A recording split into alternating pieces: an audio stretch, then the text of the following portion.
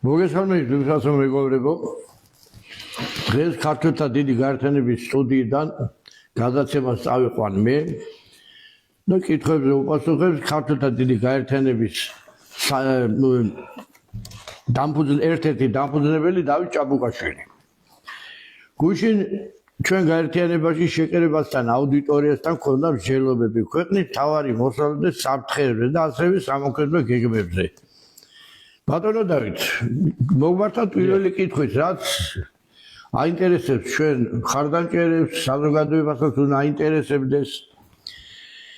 საქართველოს არსებულმა ხელისუფლებამ 17 აპრილის დადგენილებით 17 ისლამურ სახელმწიფოს მოქალაქეებს თუ მათ აქვთ არაბული ქვეყნების ვიზები, ამ საბუთებით მათ შეუძლიათ უვიზოდ შემოვიდნენ ქვეყანაში.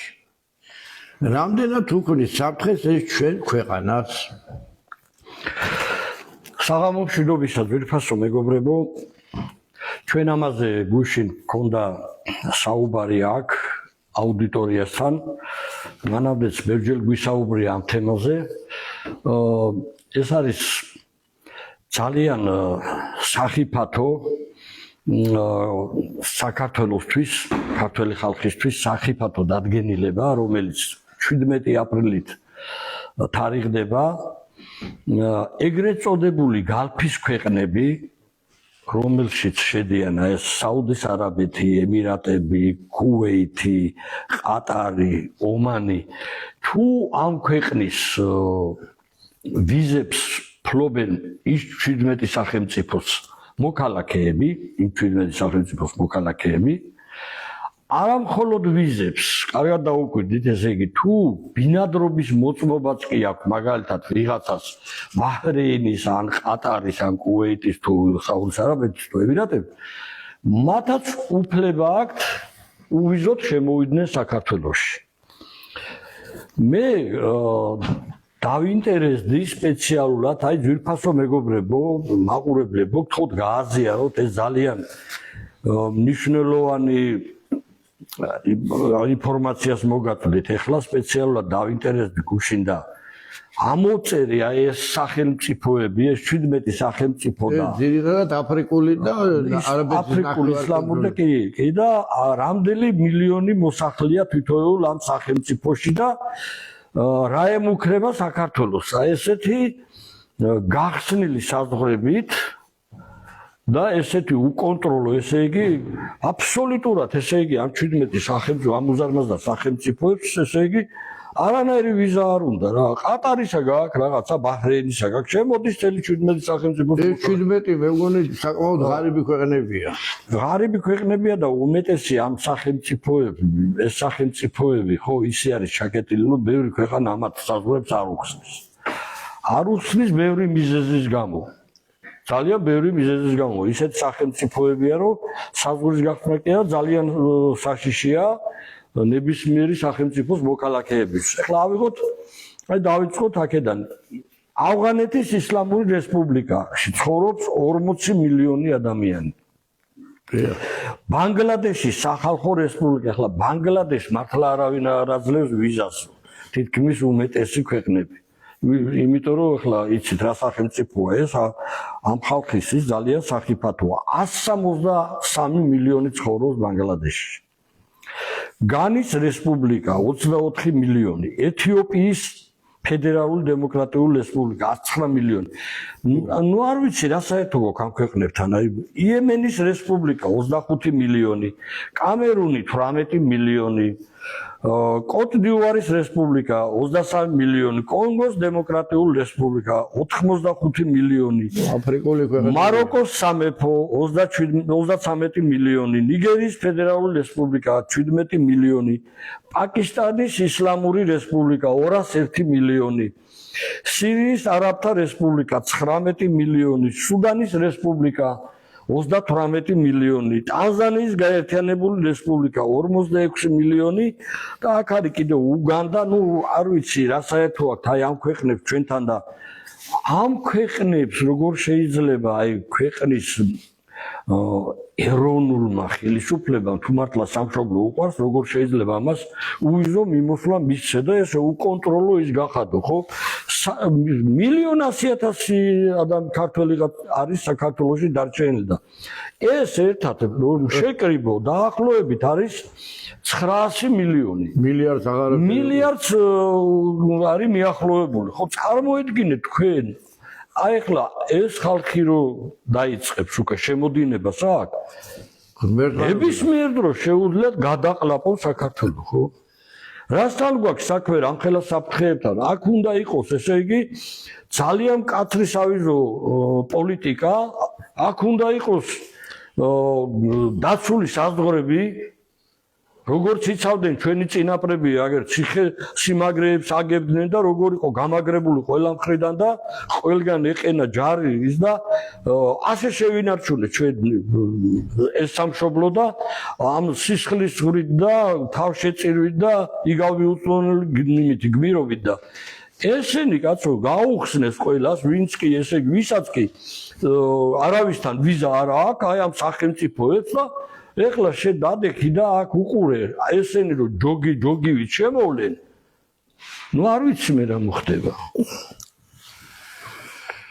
ბატონო დავით, ეხლა ეს მეორე კითხვა გამომდინარეობს ამ პირველი კითხვიდან. ომი ახლო აღმოსავლეთში დიდი ალბათობით კიდევ გაგრძელდება. ჯერ არაფერი ნიშან წყალი არ ჩანს იმისი, რომ სიკეთისკენ მიდიოდეს.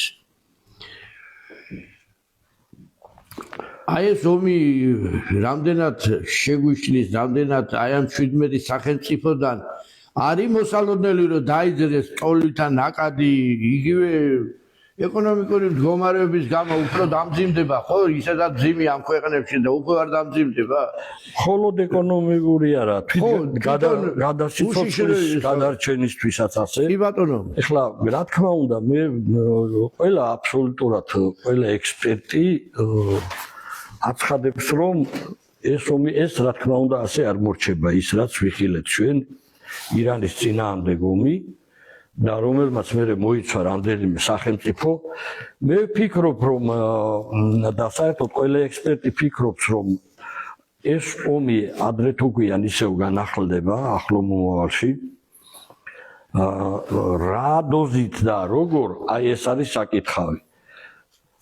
საკმარისია იქ რაღაცა საშუალო მასშტაბებს მიაღწიოს ამ ომმა, უზარმაზარი საფრთხე აღარ ვიძახი მე თუ დიდი მასშტაბებს მიაღწია, უზარმაზარი საფრთხე გვემუქრება, ამ ნაკადს ვეღარავინ ვეღარ შეაჩერებს, მით უმეტეს რომ ოფიციალურად შეიძლება შემოსვლა. ოფიციალურად კანონიერად შეიძლება შემოსვლა. აქ იქნება ენით აუწერელი ამბავი. ის რაც ევროპაში მოხდა, როგორ აი ამ ნაკადი აფრიკული ქვეყნებიდან, ხო, საფრანგეთში, ბელგიაში და ეხლა ებრძვიან, მაგრამ ესე ადვილი არ არის. არა, რა თქმა უნდა და უარესი გველოდება, მეგობრებო, თუ ჩვენ ქართველები არ გამოუფხიზლდით და ერთიანი ძალით წინააღმდეგობა არ გაუწიეთ აი ამ თავგასულ სამშობლოს ძალას, რომელსაც ჩადის არსებული ხელისუფლება.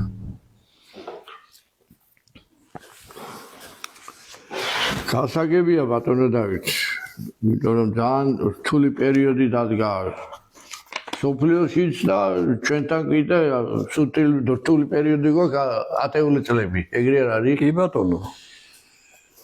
28 აპრილს საქართველოს საპატრიარქო წმინდა სინოდში ჩატარდა კრება, სადაც პატრიარქების 3 კანდიდატი გამოირჩა. თქვენი შეფასებები მაინტერესებს. აირჩევა თუ არა ისეთი პატრიარქი, რომელიც გაერთიანებს ერს, ბერს და წინააღმდეგება ერის წინაშე მდგარ მომაკვდინებელ პრობლემებს. ჩვენთვის აი მე ბატონო ამირან ახლა აი მინდა რომ საზოგადოებას ვინც გვიყურებს ასევე მინდა აი გულახდილად და გულწრფელად ვესაუბრო, ეს არის უმნიშვნელოვანესი თემა. ჩვენი ქვეყნის სამშობლოს გადარჩენისთვის უმნიშვნელოვანესი ინსტიტუტია დღეს საქართველოს საპატრიარქო და რა თქმა უნდა მნიშვნელოვანია ვის გამოარჩევენ და ვის აირჩევენ იქ. ეს გადაწყვეტს იმას ერის და ბერის ერთიანობა იქნება თუ არ იქნება ქვეყანაში თუ მარტო ერის კაცებს მოგვიწევს ამ ქვეყნის გადარჩენა. მე არ მინდა ახლა ამას კუდები გამოვაბან, მაგრამ პირდაპირ მიყვარს ხოლმე საუბარი ყოველგვარი მოკებული ზიარეში და საზოგადოებამ, ხალხმა, ქართველმა ხალხმა უნდა იცოდნენ რასთან აქვს საქმე. ეხლა რაღაცა მოტყუების, რბილად სხვადასხვა შელამაზებების დრო არ არის. ყველაფერი უნდა იცოდეს. ნამდვილად. ჩვენთვის აი მაგალითად ძალიან ბევრისთვის საქართველოში უკვე აი ამ სამი კანდიდატურიდან დავიწყოთ გიგლა ბერბიჭაშვილიდან. აი ამ პიროვნების კანდიდატად გასვლა ეს არის მთელი ქართველი ერის სიცხვილი და მთელი საქართველოს საპატრიარქოს სიცხვილი. ამას რო გამოარჩევს ერი ისაც წმინდა სინოდი იქ უკვე ლაპარაკი იმაზე რომ ჯანსაღად არის საქმე უკვე ძალიან ცუდად არის ესე იგი საქმე. საქმე რაშია მეგობრებო? ეს გიგლა ბერბიჭაშვილი ესე იგი საეკლესიო სახელი სინამდვილეში ეს იყო გურამ ბერბიჭაშვილი საერო ცხოვრებაში და საეკლესიო სახელი ესე იგი ანალოგია გააკეთა იმ გიგლა ბერბიჭაშვილზე. ის გიგლა ბერბიჭაშვილიც ოფიციალურად ჩაწერილია ილია ჭავჭავაძის სკოლе როგორც გრიგოლ ჭავჭავა ესა ბერბიჭაშვილი გრიგოლ ბერბიჭაშვილი და ამანაც ზუსტად შეარჩია ანალოგია და საეკლესიო სახელი დაირქვა გრიგოლი. წარმოიდგინეთ, ესე იგი კაცი რომელიც ესე იგი ამაყობს იმ წინაპრი თავისი მოსახელის და მოგვარის, არ ვიცი რამდენად ახლობელია, რომელმაც ერის მამა მოკლა. ამასაც რომ თავი დაანებო, ნებისმიერმა შეუძლია ნებისმიერს დაგუგლოს და ნახოს. კიდე Google-ში, კიდე სადაც უნდა ნახოს, ბევრი ინფორმაციებია ძალიან ინტერნეტში. ეს ადამიანი გრიგოლ ბერბიჭაშვილი, ეგრეთ წოდებული მეუფე და წმინდა სინოდის წევრი, რამდენჯერმე არის ნასამართლები ქურდობისთვის და რომელსაც ესე იგი ბრალად ედებოდა მანქანების გატაცება და ასე შემდეგ. როგორც მე რამდენადაც ვიცი, რუსეთში ციხე დასაჯეს და აქაც ხონის კოლონიაში საქართველოში და ზედმეტ სახელად ეძახდნენ ვიზივალშიკს. ვიზივალშიკი ქართულად ითარგმნება როგორც მეთვალყურე. ანუ ახლა წარმოედგინეთ თქვენ ეს რა რუსები თქვენ ხომ კლიჩკაა ხო? წარმოედგინეთ ეს არის ის რომ ადმინისტრაციასთან, ციხის ადმინისტრაციასთან შეკრული იყო და პატიმრების ჩამშვები იყო. აი ეს იყო ეს ვიზივალშიკი ოფიციალურად არის ცნობილი, სადაც გინდა ნახეთ ეს ჩემი მოგონილი არ არის ინტერნეტში წერია, ნებისმიერ დროს დაგისკრინავ და გაჩვენებ. ყველა მიცის ეს 80-იანი წლებიდან ეს კაცი სისხლის სამართლის დამნაშავე იყო. შემდეგ ბერად აღიკვეცა და ეკურთხა და სწრაფად როგორც ხდება, მე ჯერ დიაკვანი, მე მღვდელი და შემდეგ სწრაფი ნახტომებით ეპისკოპოსი და მიტროპოლიტი. აი ეს ადამიანი რო კანდიდატი იქნება ახლა საქართველოში პატრიარქობისა, დაქცეულია ქვეყანა. ქვეყანაში სადაც აბსოლუტურად შიმშილობს ამ მოსახლეობის უდიდესი ნაწილი. ბავშვებს სამლის ფული არ აქვს და გაფიცულებია ხალხი და სასოწარო კვეთილებაში არიან 90,000 მანქანით დაიარებე ეს ბატონი. ამას ასწავლის ქრისტეს მოძღვრება, ეს არის ქრისტეს გზა ეს არის და რო შეხვედრაში ამან უნდა იქადაგოს და მე უნდა მასწავლოს იქიდან რაღაც ქრისტიანული მოძღვრება, ამან არაერთხელ რო გვასწავლოს ქრისტიანული მოძღვრება. ეს არის თავის მოჭრა და სირცხვილი, აი ეს კანდიდატია. რაც შეეხება მეორე კანდიდატს, მეუფეიობს, მე მასზე საკმაოდ მაღალი წარმოდგენისა ვარ,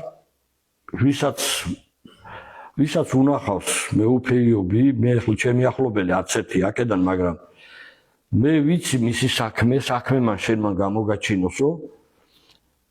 დაახლოებით ესე იგი 90 მონასტერი და ეკლესია აქვს აღდგენილი რუის ეპარქიაში. აბსოლუტურად მკვდარი იყო იქა და მიწასთან გასწორებული ძამასხეობა. საოცრებაა დღეს რო ახვიდეთ იქ ახალათონს უწოდებენ და ბერების სამჭედლოდ იწოდება. 300 ბერი მოღვაწეობს დაახლოებით, 300 ბერი.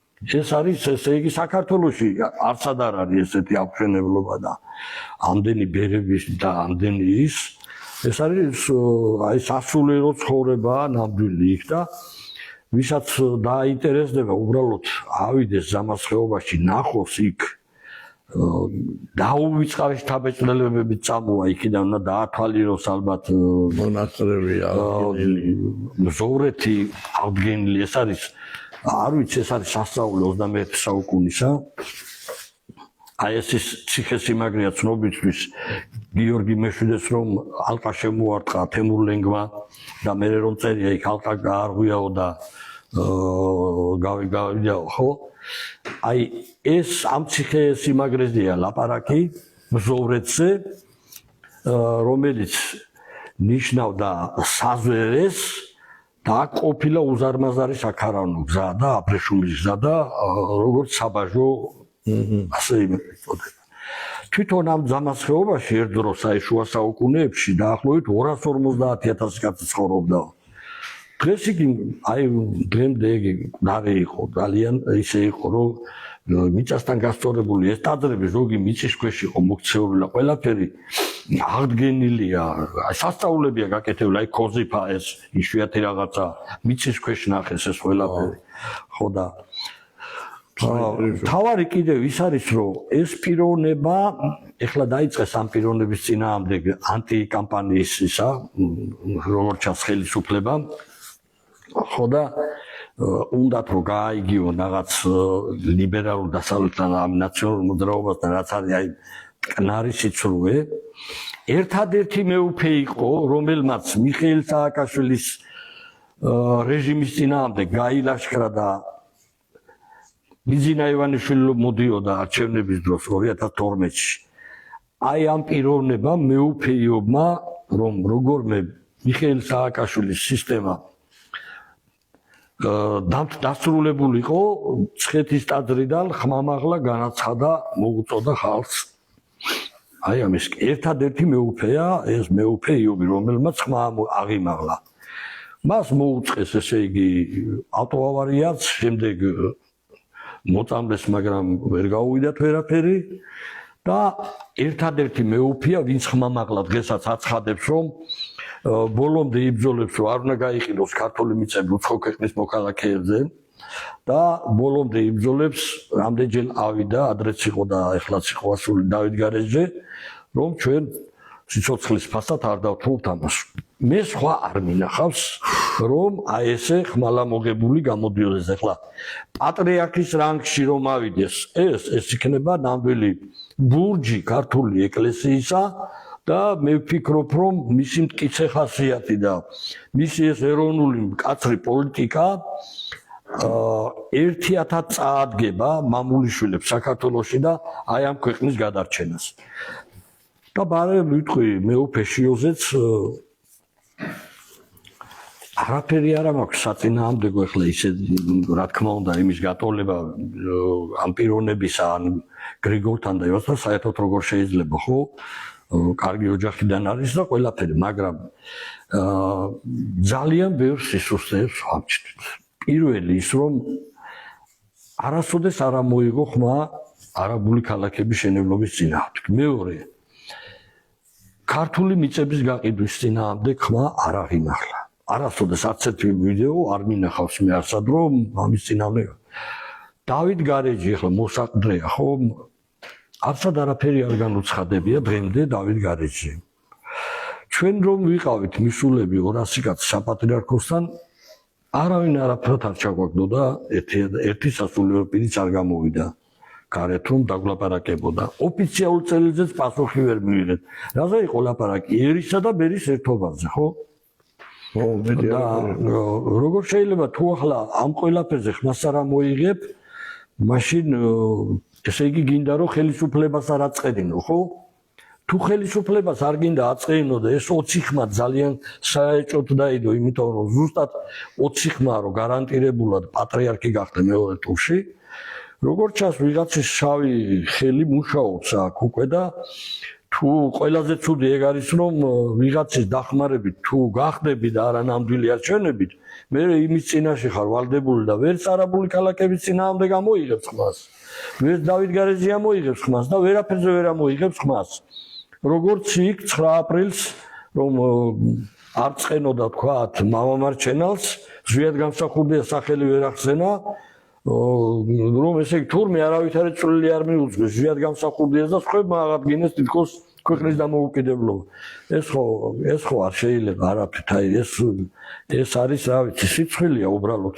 ესეთი განცხადებები გამიგება და არ ვიცი მე ვფიქრობ რომ ერთადერთი საშველი არის ჩემი აზრით აი ამ სამი კანდიდატიდან მაგრამ ნაკლებად მეიწვება მე რომ ეს მოხდეს მაგრამ ერთადერთი ვარიანტი ყველაზე უკეთესი ვარიანტია მეუფე იობი რომელმაც თავის საქმით დაამტკიცა და ისიც მინდა დავამატო რომ არც ყველგან გაყიდულია ქართული მიწები ერთადერთი აი იქ შეინარჩუნა ძალას ხეობაში მთლიანად არც ერთი მკაველი მიწა არ არის გაყიდული უცხო ქვეყნის მოქალაქეები როგორ შეინარჩუნა და რანაირად აი ეს ყველაფერი გეგმა სხვებსაც რომ გაეკეთებინა და ხმა აღემაღლებინათ იქ დღეს საქართველოს საქმე კარგად იქნებოდა ყველა ეპარქიაში მაგრამ აი ეს გრიგოლივით $100,000 ჯიპებით რომ შეირნობენ და ოფიციალური მილიონერები არიან აი ამან დააქციეს ქვეყანა და გამოდის აქედან ბატონო ამირან რომ თუ ეს მოხდა ასე ჩვენ დაირჩა ვინც უნდათ ასე ხო თუნდაც მეუფეშიო ჩვენ პირდაპირ უნდა უთხრათ ხალხს რომ ერისკაცებს მარტო მოგვიწევს ბრძოლა აი ამ ქვეყნის გადარჩენისთვის ეს არის დასამალი ეხლა შემდეგ კითხვაზე მინდა გადავიდე ეს ეხება ფასებს პრემიერ-მინისტრ ბატონ ირაკლი კობახიძემ განაცხადა რომ ბრძოლა რომელიც მან დაიწყო ფასების გაიაფებაზე წარმატებულად მიმდინარეობს ინფლაცია შეჩერებულია და შეგვიძლია მაგალითად კვერცხი ვიყიდოთ 4 ლარი და 60 ცენტრად ხოლო დანარჩენი ხოლო ხორცი 9 კილო 10 ლარად ანუ ღორის ან საქორლის ხო მე ხლა ბაზარში მე არ დავდივარ და მაღაზიებში საყიდლად ჩვენ ერთი ბოლო ინფორმაცია რაც ნახე მაშინ კარფურში 39 ლარი იყო მის ხორცი საქონლის ხორცი ღორის ხორცი იყო 25 ლარი ყველაზე იაფს ვიძახით ორი გამონაჭრები იყო 40-იც იყო რა ცოტა ვეთის არა ეგ თან დასამბულს იცით ისო საქონლის რბილი ხორციო და ესე იგი გამონაჭრები უკეთესი ხარის უძლო ხორცი ხო და ახლა კომისია რომელიც შექმნა კობახიძემ ფასების გაიაფების კომისია კარგი ტერმინის თქვა ბატონ დიტოს დავესესხები გაიაფების კომისია კი არ გამოვიდა გაძვირების კომისია ხო და მართლაც ესია ესე იგი რა ზალა გვედგა კაცო სულ არ ამოეღო ხმა რაც იყო ის ფასებიც ისიც აღარ დარჩა ხო უფრო გაძვირდა და ეს საერთოდ ამ თემაზე ახლა ეს არის ცინიკოსი ძალიან სერიოზული ცინიკოსია ესე იგი როგორ ეს ელაპარაკებოდა ხალხს უყურებდით აი გაღიმებული ცინიზმით ესე 9 კილო ღირს 10 ლარი და ასე სად იყიდებაო ეკითხება ხალხი სად იყიდება გვასწავლეთ მივალ და ვიყიდითო იმაზე არცებს პასუხს თავისას იმეორებს ერთი და იგივეს ხო როგორიც ეს ხოლმე ხო ასეთი ცინიკოსები ასეთი ასეთი აგდებული ტონით მოლაპარაკე ხალხები საიდან შეიკრიბეთ სულ ყველანი ესე დაცინით ხალხს ვინ ახარ სულ ხო არ გონიათ რომ მანდიჟდებთ მოგეკითხებათ ყველაფერი კაცო ვიგაპატიებთ ამ ყველაფერს რა ფასები უნდა გაიაფთეს თვითონ არიან ის ქართული ვისია ის დააკლებს რამე ეს რა ბიზნესი არა რიცილში არა ზის გინდა ეს ისინი ვისია კაცო ეს პარი და ფრესკოები და ეს ისინი ხო მაგათია რა მაგათთან ზიან ისინი სულ ესენი არიან იქ პარლამენტში და იმაში და ესენი რამეს დააკლებენ თუ არ გააძვირებენ ელემენტარული არის ახლა იქ ფასნამატიაო რა ფასნამატი კაცო ელემენტარულია წამლებზე აიგეთ ნახეთ თურქეთში აქვე რო გადაყვიდე და აფთიაქში იყიდო წამალი 500%-ით იაფია. ზოგი 300%-ით, ზოგი 400, ზოგი 500%-ით. აი ეს მხოლოდ და მხოლოდ თურქეთში აფთიაქში რომ იყიდო და შენ დისტრიბუტორისგან კიდევ ხო უფრო იაფათი ყიდია ყველაფერს, ხო? საბითუმო ფასი სხვა არის, ხო? კატალო სხვა არის. გავიგე და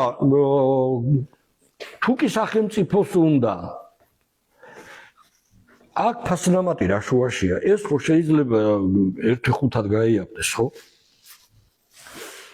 ესია პროდუქტებზეც ეგრეა ბატონო ერთ მაგალითს გეტყვი ახლა ორნაბიჯი იფიხლიში აქვს პური და ამას წინა რაღაც ახალი პური დავინახე წავიკითხე ქართული ხორბლის ცეხვილი ხო 450 გრამია ძალიან კაი პურია გემბრიელი პურია ესე იგი 1-2 კვირის უკან ლარი და 40 ღირდა თუ არ მეშლება თუ ან ლარი და 30 გუში შევედი ვიყიდა და ლარი და 80-ია უკვე კი ზვირდება ყველაფერი და ყველაფერი გაძვირდა და რატო გაძვირდება საზოგადოებამ უნდა იცოდეს ახლა როგორ შეიძლება შენ სუსით და იმეებით ეკონომიკაზე გავლენა მოახდენო გასა ეს არის რაღაცა სისულელეები ახლა ამას ახლა ვის მოატყუებენ ესე შე აი ელემენტარულია ახლა შემოღობოთ ერთი სოფელი და ვერ გადიოდე ვერსად ხო მარტო იქ ვიყოთ ჩაკეტილი მე მოვიყვანო სიმინდი 1 ტონა და შენ ვერ მოიყვანო მე რასაც მინდა იმ ფას დაგიდებ ხო ხო რა თქმა უნდა მაგრამ რო იყოს იქ კიდევ სხვები და ყველა მოიყვანოს ხო აღარ გამივა ეს კონკურენცია იქნება ბევრი იქნება და გაიაფნება როდესაც მთელი სოფლები გავერანებულია და მოსპობილია 2012 წლამდე 500 სოფელი იყო მკვდარი და დღემდე ალბათ ერთი დაახლოებით 1000 სოფლამდე მკვდარია. სტატისტიკა არსებობს მაგის. ზუსტი არ არსებობს, მაგრამ სტატისტიკა ეს რომ მეცნიერმა რომელმა ჩაატარა ივანე ჩოლოყაშვილმა 2012 წლამდე ნამდვილად 500 სოფელი იყო ის, მაგრამ 2012 წლის მერე კატასტროფულად დაიცალა სოფლები, მინიმუმ 1000 სოფელი იქნება დაცლილი.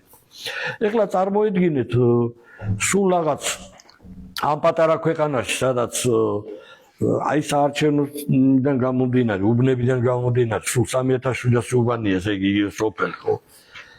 1000 რომ მკვდარი იქნება, იქ რომ დანარჩენ სოფლებში რომ აბსოლუტურად მოსპობილი არის, ესე იგი ყველაფერი გავერანებულია, არაფერი არ დახნულა და ისა სახელმწიფოს ესე სოფლის მეურნეობის სამინისტრო საერთოდ არაფერს აღარ აკეთებს.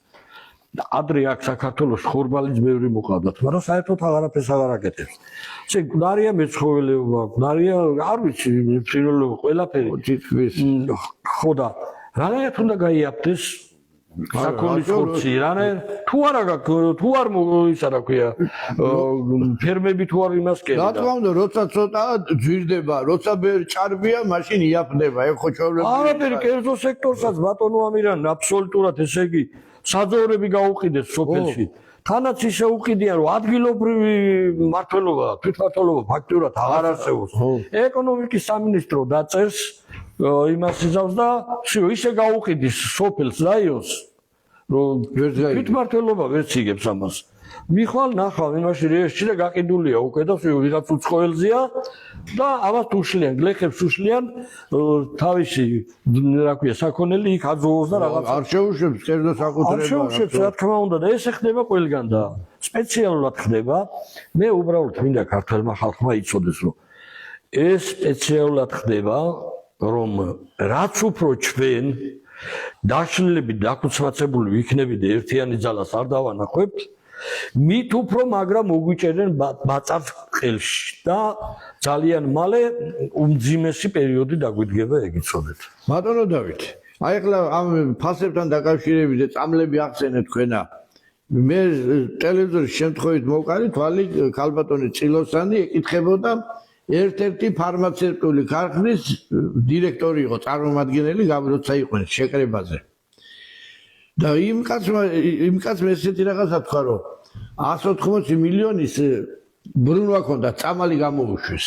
ხო.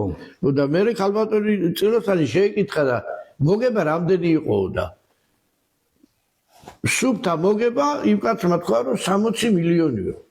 ესე იგი მესამედი, ესე იგი მთელი პროდუქციის მესამედი სუფთა მოგება ამხელა პროცენტზე, ესეთ ამხელა პროცენტზე თუ ვინმე მეტყვის რომელიმე ქვეყანაში ვინმე მუშაობს, 10%-ზე მუშაობს ხალხი და 5%-ზე.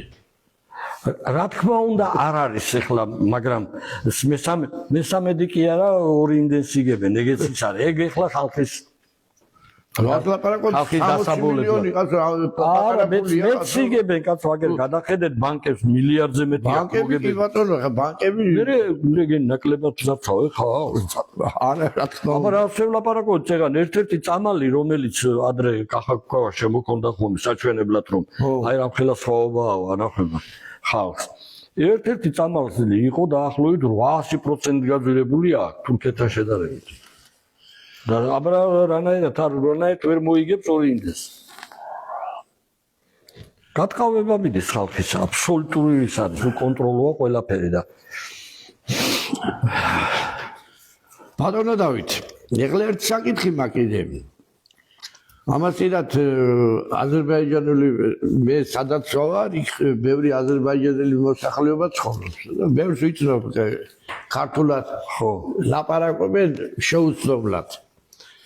ხო და მკითხეს რა ადრე ხო რომ ჩართული იყავი პოლიტიკურ საქმიანობაში ხო დავანებე თავი ყველაფერს და მკითხეს რომ აი ესო ქართულთა დიდი გაერთიანება რო არისო, ვინ არისო, ხო არ იცისო, მე ვთხარი ხო ვიცი მეთქი ვინც არიან მე მადო ჩვენო არ შეგვიძლიაო რომ ხარი დაუჭიროთ, მივიდეთ, გავერთიანდეთო. მე ვთხარი შეიძლება მეთქი არა, იმიტომ თავს ვიკავებთო რომ ქართულთა დიდი გაერთიანება წერიაო და რომ მივიდეთო და რო არ მიგვიღონო.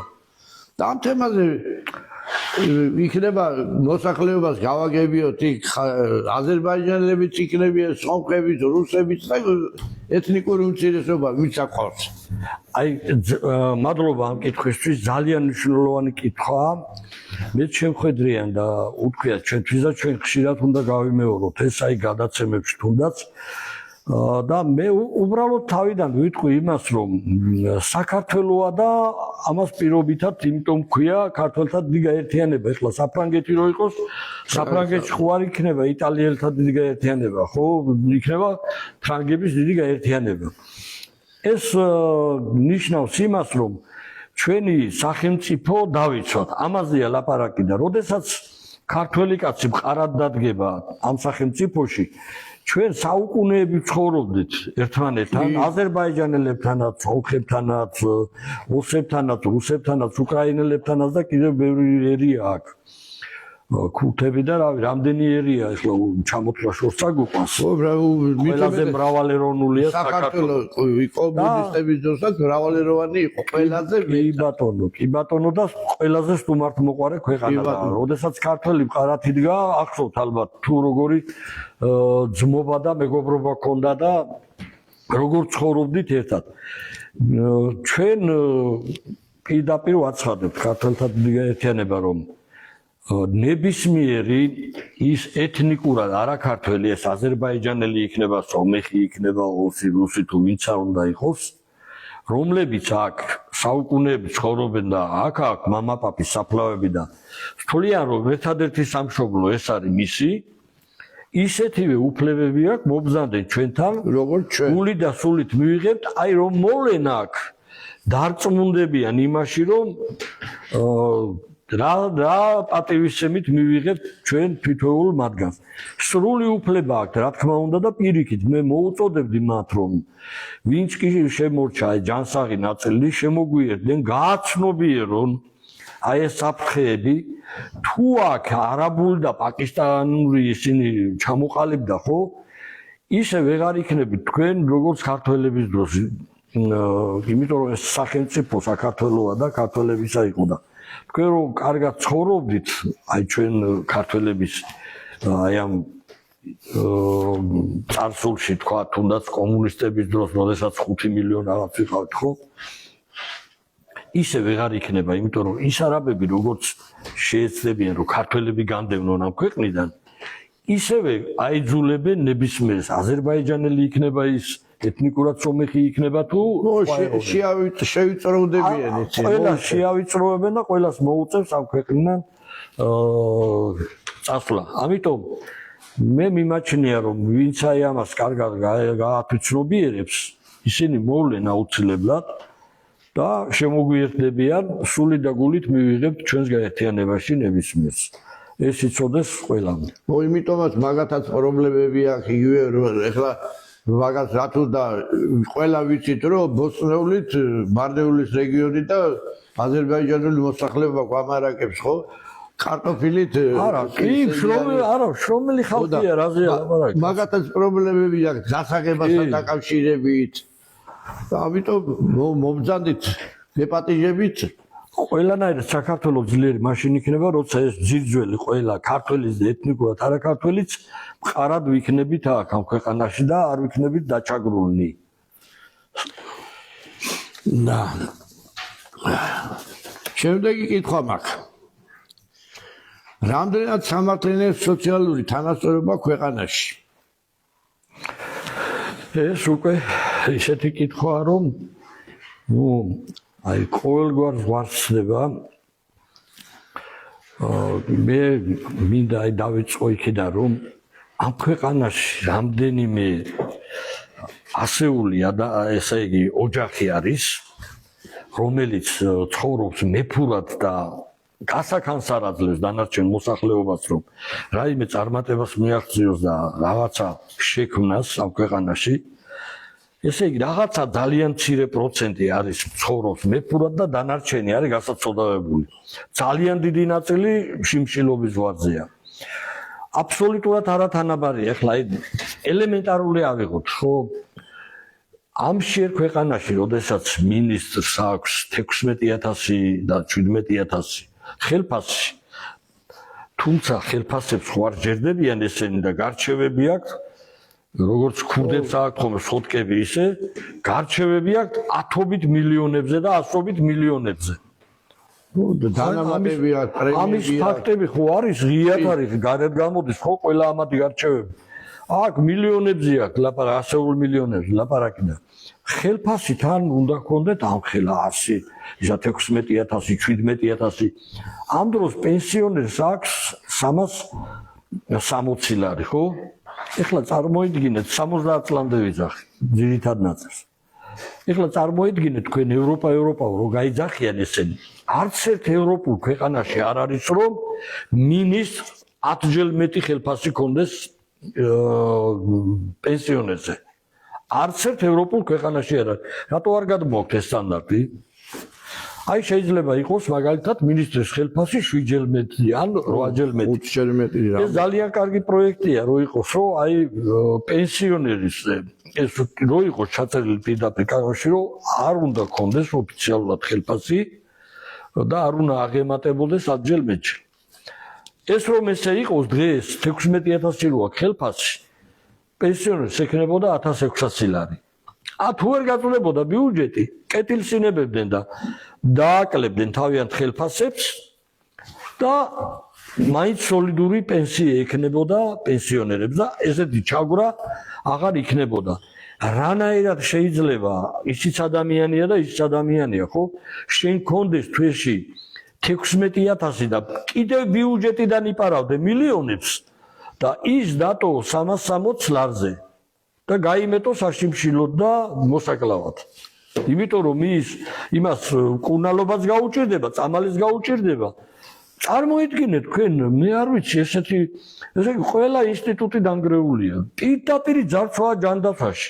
იმაში დაიფაროს ღმერთმა, ესე იგი სამართყოფოში თუ მოხდი ერთ დღეღამეში 500 ლარს გახდებინებენ. ყველა გარბის თურქეთში გარბის აღარ ენდობიან 10 დღე რო ის ესე იგი რაღაცა გაგიჟეს და სამართყოფოში 5000 დაგითვლიან. ეს რომელ ქვეყანაში რა გაქვს ხელფასი როგორ უნდა გადაიხადო?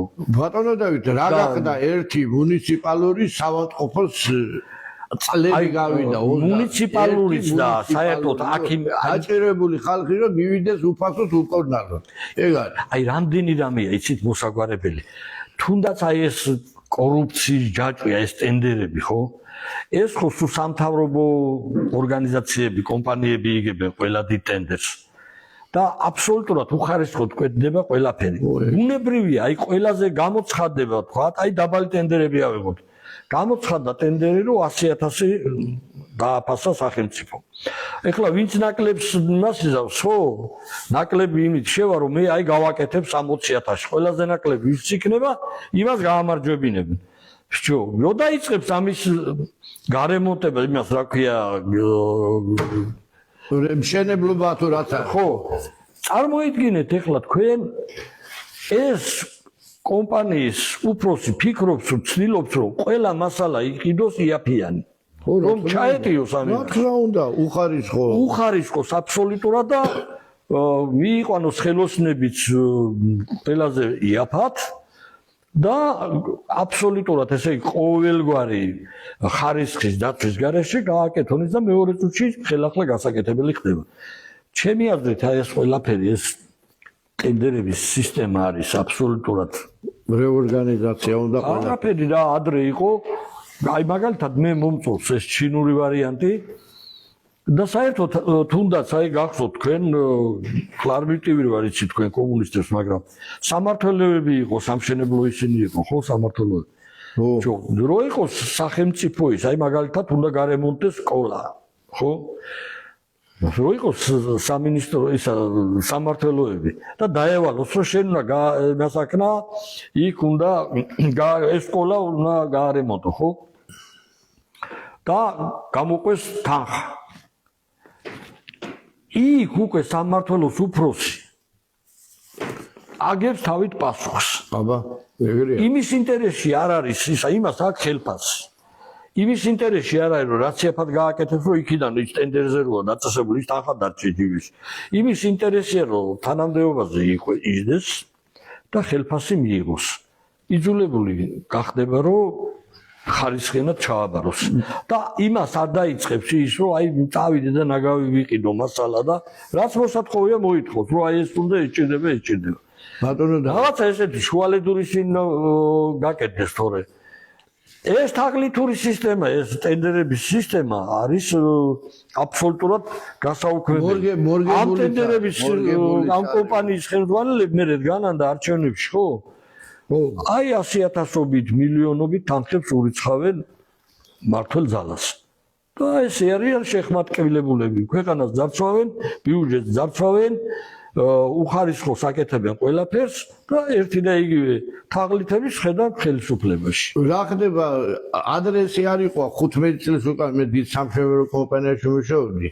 ეხლა რა ხდება? ჯერ ერთი ეს არის ძალიან სისულელე რომ ვის დაბალ ფასს დადებს იმან გააკეთოს. იმიტომ რომ უნდა კრიტერიუმი უნდა იყოს კომპანიის გამოცდილება გაკეთებული საქმეები რომ შეადაროს. და გუშინ ჩამოყალიბებული ვიღაცა იძახის რომ მე 5 კაპიკად გავაკეთებ ხო 5 ტეტრატო და იმას აძლევ ტენდერს აგებიებ. კი. ისი გაკეთებელია ისა. არა ხო უნდა შეისწავლო კომპანია პროფესიონალი, არაპროფესიონალი, გუშინ ჩამოყალიბდა, მუშაყავს, რამე სიმძლავრეები აქვს თუ არა. ხო და დიდ კომპანიებში აი მაგალითად თუ ახლა მილიონები ჯდება, იქ ხო ყველაფერზე მიდის. ფულის შოვნა და პლუს იმას შეკრულები არიან ხელისუფლებასთან და იქაც მივა რა ქვია ექსპერტიზა მე სამხარაულისა ყველაფერს მიიღებს ხარისხიანია თუ ხარისხია და დამთავრდება ამით ყველაფერი. იმიტომ რომ იქ უკვე ცოტა მაღალი დონეა და ისეთი კრიშები ყავთ იქ უკვე რომ მე დღევანდელი მშენებლობის ხარისხის კერძო ეგიც მაეჩვევს. იმიტომ მე როცა ვიყავი მშენებლობაში ბეტონი მოხდათ იცის ახლა მშენებელი ვინც არის კუბიკებში ვაცხავდით და ვაგზავნიდით ექსპერტიზაზე. სანამ ბეტონს ჩავაცხავდით. ეხლა არ მგონია მე კუბიკებში მიაცხავდით. რა კუბიკები ერთ-ერთ სკოლაში, ერთ-ერთ ცნობილ სკოლაში დილით რომ ის დააგეს, რა ქვია, მეტლახი. 1 საათში მინისტრი უნდა მოსულიყო და დაამონტაჟეს სველზე ეგრევე პირსაბანები. ფეხიან პირსაბანები. და 1 საათში მინისტრი მოვიდა და იმ სველზე შევიდნენ და დაანახოს, რომ გაკეთებულია. ბატონო დავით. ნუ რაც ბევრი ამ პრობლემაზე ვილაპარაკეთ ამ ქვეყანაში რაც არის აი გამომდინარე აქედან რაც აპირებს ქართველთა დიდი გაერთიანება უახლეს პერიოდში რა პრობლემებზე ვილაპარაკეთ გაგვაცანეთ რა გეგმები გაქვთ როგორ აპირებთ ამ ყველაფრის გაკეთებას აი ჩვენ ზუსტად მაგაზე ვჯელობდით რა გზა გვაქვს გასავლელი კი ბატონო ზუსტად მაგაზე ვჯელობდით გუშინ ჩვენ ეხლა საზოგადოებას ხალხიც გვეუბნება ხოლმე რომ ვიცით რომ ვიღუპებით, ვიცით რომ ერთი და იგივე საუბრობთ, ვიცით რომ ძიმე მდგომარეობაში ვართ, მაგრამ გამოსავალი რა არის? გამოსავალს ვეუბნებით ეხლა ჩვენ. რომ რა თქმა უნდა, ჩვენს ქართველთა დიდი გაერთიანება ეხლა უნდა გადავიდეთ ახალ ეტაპზე და უნდა დავიწყოთ კონკრეტული მოქმედებები. უკვე უნდა დავიწყოთ კონკრეტული მოქმედებები. ეხლა ჩვენ ვერ მივახციეთ იმას, რომ გაგვეგო დავით გარეჯის იმაზე ხელი მოაწერა თუ არა ნამდვილად და ბრავს როგდებენ სამშობლო ზალაში პრემიერმა ერთხელ მაინც ამოიღოს და კომენტარი არ აკეთებს ცოცხალთავით კომენტარს. ამიტომ ავალთ ადგილზე ამ დღეებში დავგეგმავთ ეხლა ქართული გაერთიანება და ჩვენ თვალით ნახავთ აბეთი სადამდე შეგვიშვებენ აზერბაიჯანელი მესაზღვრეები. ეს ერთი, მეორე. აი ეს დიდი საფრთხეები, რასაც ქვია M17 სახელმწიფოს უიზოდ მიმოსვლა. ეს არაბული ქალაქების მშენებლობები. ეს ყველაფერი რაც არის დავით გარეჯი. თუ ჩვენ თუნდაც ის რომ მე იქ არის კიდე ძალიან ბევრი თვითონ წვრილმანია, მაგრამ წვრილმანი არ არის, ესეთი ეთნიკურად უმძიმეს მდგომარეობაში ყოფი ქართველიერი წარმოედგინე კიდევ უფრო მძიმდება იმით რომ შემოდიან საქართველოში ბრუნდებიან ქართველები რომლებსაც მოქალაქეობა არ აქვს და მოქალაქეობას არ აძლევენ. ეს ყველაფერი და აი სოციალური პრობლემები და სულ ყველაფერი ერთად უნდა გავაერთიანოთ და აბსოლუტურად ყველა აი ვისაც კი მართლა უნდა ამ ქვეყნის გადარჩენა, უნდა მოვიდეს აქციაში. ჩვენ დავაანონსებთ 24 მაისს, გუშინ შევთანხმდით საათსაც გამოვაცხადებთ უახლოეს პერიოდში 24 მაისს თბილისში რუსთაველის ძეგლთან, მეტრო რუსთაველთან ჩვენ ვეცდებით რომ გავაკეთოთ მასშტაბური აქცია. იმედია ეხლა მაინც გამოვა ხალხი იმისთვის რომ საკუთარი თავი გადაიჩინოს, აქ მარტო სამშობლოს გადარჩენაზე აღარ არის. საკუთარი თავი რომ გადაიჩინოს. ჩვენ ეხლა მართალია დიდი ტელევიზიები არ აქვს, მაგრამ აქაც გადაცემებს კიდევ მოვაწყობთ ამ თემებზე. უახლოეს ხანში მოვიწვევ მე ბატონ ვაჟა ოთარაშვილსაც უნდა ამ თემაზე საუბარი სერიოზულად. ბატონ დემურსაც აი ამ აქციაზეც ვისაუბრებთ და საზოგადოებას ხო ჩვენ 4 შაბათობით ვიკრიბებით, ვინც მოვა აქ ჩვენს აუდიტორიაში ხალხი, ვისაც სურვილი ექნება, ვისაც შეუძლია მოწოდება გააკეთოს დაახლოებით 1 წუთიანი მოწოდებები, წუთნახევრიანი. ჩვენ ჩავწერთ ამ მოწოდებებს ყველას და დავარეკლამებთ ინტერნეტში, ყველას სათითაოდ გავუშვებთ რომ მოწოდებები იქნება ყველა ვისაც უნდა ამ ქვეყნის გადარჩენა და ვისაც უნდა სამშობლოს დაცვა, ვისაც აღარ უნდა ესე გაგრძელება ცხოვრებისა რომ დაქცინოდეს მუდამ მთავრობა და პრემიერი და მუდამ ესე გადარბენაზე იყო და სიკვდილ სიცოცხლის ვარზე იყო რომ ვაიმე ერთი საათ რო გავაცინო და ბავშვები დამეხოცე ვისაც არ გინდათ ესეთი დაჩაგრული ცხოვრება და ვისაც გინდათ ღირსეული ცხოვრება უნდა მოხვიდეთ იმ აქციაზე და მე აღარ იყოს ლაპარაკი რომ აი რატომ არაფერს მოქმედებთ, რატომ არაფერს აკეთებთ, აი მოქმედებთ. მოგმართავთ ახლა 24 მაისს მეტრო რუსაველთან, რუსაველის ძეგლთან გავაკეთოთ დიდი აქცია და თუ თქვენ გამოხვალთ, მე დაგანახავთ თქვენ აი ამ მთავრობას, როდესაც უმართავია, ჩვენ არავინ არ გმართავს. მაშინ დაინახავთ თქვენ ამ მთავრობის შიშიკანკალს. აი მაშინ დაინახავს ხალხი, აბა გამოვიდეს ბევრი ხალხი. იმათ არ ეშინიათ, როცა თავისი მართული პარტიებს გამოყავთ, ჯიბის პარტიებს ხალხი და თვითონ რო არიან, თავიანთი ორგანიზებული რო არის და ხალხს ატყუებენ, მაგრამ აი როდესაც არა მართული ძალა გავაკეთებთ ამას, აი ჯანსაღი ქართველობა, მაშინ დაინახავთ თქვენ როგორ ყველაფერზე დაიხევენ უკან და როგორ შეშინებულები იქნებით. მერე ჩვენ უკვე ყველაფერს მივაღებინებთ, რაც საჭიროა. საარჩევნო კანონსაც მივაღებინებთ სამართლიანს და სულ ყველაფერს გავაკეთებინებთ ისე რომ გამარჯვების ტოლფასი მოძრაობა დავიწყოთ უკვე და მივიდეთ იმ ეროვნულ დიდ გამარჯვებამდე. თუ კი მე ძალიან კარგია რომ სოფლიოს ვაჩვენეთ რომ აი პატრიარქის იმაზე იდენტობა და ეს ქართული სული და ეს ისა რომ ჩვენ მართლმადიდებლები ვარ და ყველაფერი ამდენი ხალხი გამოვიდა. მაგრამ სამშობლოზე მაღლა არავინ არ ადგას. არც პრეზიდენტი, არც მეფე, არც პატრიარქი, არც ერთი ინსტიტუტი, არავინ არ დგას სამშობლოზე მაღლა და 2 საათი არ შეგიძლია კაცო სამშობლოსთვისაც გამოხვიდე. გამოხვიდეთ, გამოდით და დავამთავრებთ ყველაფერს. გამოდით და დაგანახებთ რომ ეს ქვეყანა დადგება მერე უკვე სწორ რელსებზე. 2 საათი შენი სამშობლოსთვის შენ არ გინდა ნაბიჯი გადადგა და შენ ქვეყანას ეშველოს, შენ შვილებს ეშველოს, შენი შვილების მომავალს ეშველოს. მაშინ ღირსიც არ ყოფილვართ ახლა ჩვენ რა მართლა ჯადოსნური კვერთხი ხო არა გვაქვს დავარტყათ და ქვეყანა გადავარჩინოთ. ჩვენ ვერაფერს ვერ ვიზავთ თუ ხალხი არ დაგვიჯერებს და გვერდით არ დაგვიჯერებს. ძალა ერთობაშია. რა თქმა აი უნდა. იმაზე გამახსენე ხა წეღარო თქვით ის მოქალაქეობაზე. ხო. სომხეთში თვით როგორ არის?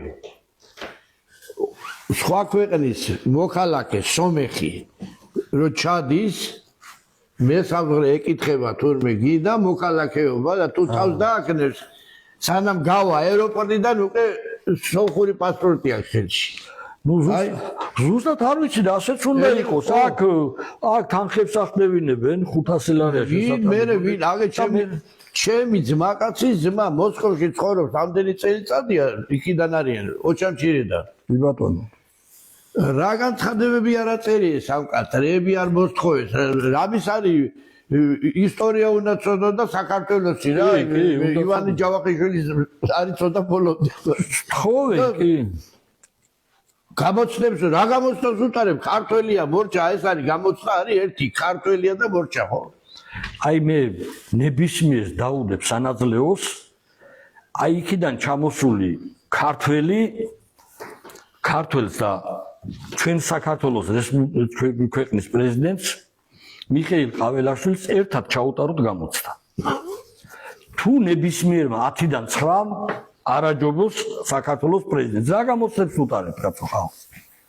აი მე პაკისტანელებს და არაბებს და იმას იწუჩი ბინადრობებზე გასწებულია იუსტიციის სახლი კაცო შუშავი ხალხი დადის და ამათ ყველაფერს ესე იგი უქმნით ესე იგი რავი საამურ ცხოვრებას ყველაფერი გაუკეთეს იქ ელექტროენერგიები გაუყანეს მთაში წყალი სულ ყველაფერი კომუნიკაციები რომ კარგად იცხოვრონ არაბებმა და კარგად იცხოვრონ პაკისტანელებმა ჩინელებმა და ამ დროს ქართველს ყველანაირად ბლოკავ შენ გამყიდველი ხელისუფლება მორჩა და ქართველმა ხალხმა ეს უნდა გაიგოს ეს არ არის ჩვენი სახელმწიფოს მიერ ჩვენი ხალხის მიერ არჩეული მთავრობა არასოდეს გააკეთებს ქართულ საქმეს და ამიტომ რაც უფრო დავაგვიანებთ მით უფრო წახდება საქართველოს საქმე ამიტომ რაც უფრო მალე გავერთიანდებით მით უფრო მალე და მით უფრო მსუბუქად გადავრჩებით რაც უფრო დავაგვიანებთ მით უფრო დამძიმდება ჩვენი ყოფა კი ბატონო